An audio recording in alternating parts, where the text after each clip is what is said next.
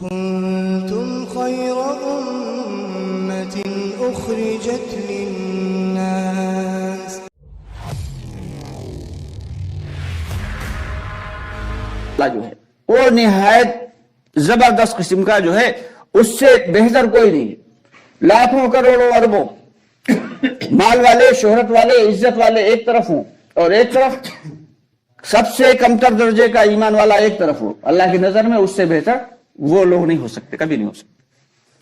اللہ کے نزدیک اگر کسی چیز کا مقام ہے تو وہ صرف اور صرف ایمان ہے. لیکن افسوس کی بات یہ ہے کہ ہمارے دلوں میں سے وہ ایمان نکلتا چلا جائے. آج ہم صرف مسلمان بن کے رہ گئے، مسلمان بن کے رہ گئے، مومن نہیں. مومن کا پیمانہ، ایمان کا پیمانہ کیا ہے ہمیں معلوم ہونا چاہیے کہ اللہ اس کے نبی صلی اللہ علیہ وسلم نے ہر چیز بتا دی. جو چیز قرآن میں ہے وہ احادیث سے بھی مل جائے گی. کبھی کچھ چیز ایسی جو قرآن میں نہیں تو احادیث میں وہ بھی مل جاتی. دوستو، آگے بڑھنے سے پہلے ہمارے چینل کو سبسکرائب ضرور کر لیں اور ہماری ویڈیوز کو زیادہ سے زیادہ لوگوں تک شیئر کریں. تو اللہ رب العالمین نے ایک پیمانہ بتایا قرآن پاک میں. ایک آیت ہے جس کا مفہوم ہے کہ ایمان والے تو بس وہی ہیں کہ جب ان کے سامنے اللہ کا نام لیا جاتا ہے تو ان کے دل ڈر جاتے ہیں، اور جب قرآن پاک کی آیتیں ان کے سامنے پڑھ کے سنائی جاتی ہیں تو وہ ان کے ایمان کو اور قوی تر کر دیتی ہیں، بے حد اور طاقتور بنا دیتی ہیں. اب ہم اندازہ لگائیں کہ کیا ہمارے دل اللہ کا نام جب لیا جاتا ہے تو ڈرتے ہیں؟ اگر نہیں ڈرتے، اور جب قرآن پاک کی آیتیں ہمارے سامنے پڑھ کے سنائی جاتی ہیں یا امام صاحب جب پڑھتے ہیں قرآن پاک نماز میں، تو کیا ہمارے ایمان میں کچھ اضافہ ہوتا ہے؟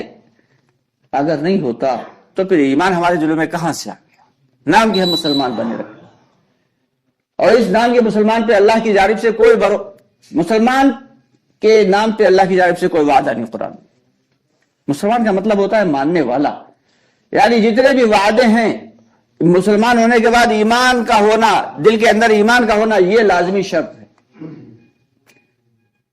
اگر ایمان نہیں ہے تو پھر اللہ کے نزدیک اس کی کوئی حقیقت نہیں.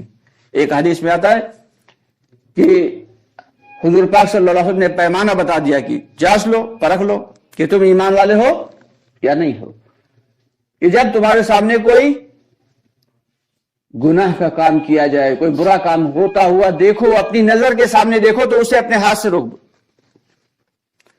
اگر کوئی گناہ کا کام ہوتا ہوا نظر آئے، حدیث کا مفہوم ہے، تو اسے اپنے ہاتھ سے روک دو.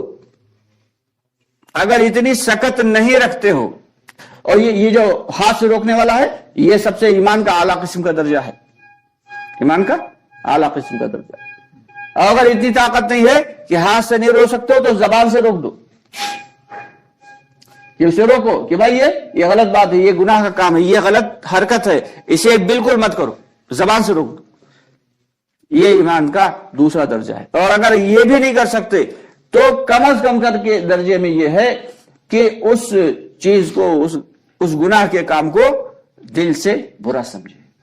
اور اگر دل میں بھی اس کی برائی نہیں ہے، دل میں بھی اس کی برائی نہیں ہے تو پھر وہ شخص کچھ بھی ہو سکتا ہے لیکن ایمان والا نہیں ہو سکتا. یہ کون کہہ رہا ہے؟ ہم سب کے آقا نامدار محمد مصطفیٰ صلی اللہ علیہ وسلم نے ایک پیمانہ بتا دیا کہ چیک کر لو کہ تم ایمان والے ہو یا نہیں ہو. تو اس لیے ہم سب کی ذمہ داری یہ ہے کہ اپنے ایمان کو بنانے کی فکر میں لگیں. چلو آج بند کر لیں. تو اپنے ایمان کو بنانے کی فکر میں لگے رہے. ایمان کیا ہے؟ ایک اللہ تعالی سے ہونے کا یقین کہ جو بیماری اگر آ رہی ہے وہ کس کی جانب سے ہے؟ اللہ کی جانب سے.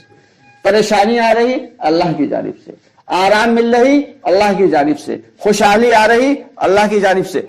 جو بھی ہوتا ہوا نظر آئے مخلوقات سے، بارش ہو رہی بادل سے نہیں، اللہ کر رہے ہیں. کھیتی سے غلہ ہو رہا، زمین کی کوئی حقیقت نہیں، یہ اللہ دے رہے ہیں. ملازمت سے اگر پیسے مل رہے ہیں تو کسی باس کی کوئی حقیقت نہیں، اللہ کی جانب سے یہ روزی مل رہی. کل ملا کے جو کچھ بھی ہوتا ہوا نظر آئے مخلوقات سے، اس کا دل کی زبان سے انکار کر دینا ہے، ایک اللہ سے ہونے کا دل کو یقین دلانا ہے کہ اللہ نے کیا۔ کس نے کیا؟ اللہ نے کیا۔ ہر اچھا کام کون کرتا ہے؟ اللہ کرتا ہے۔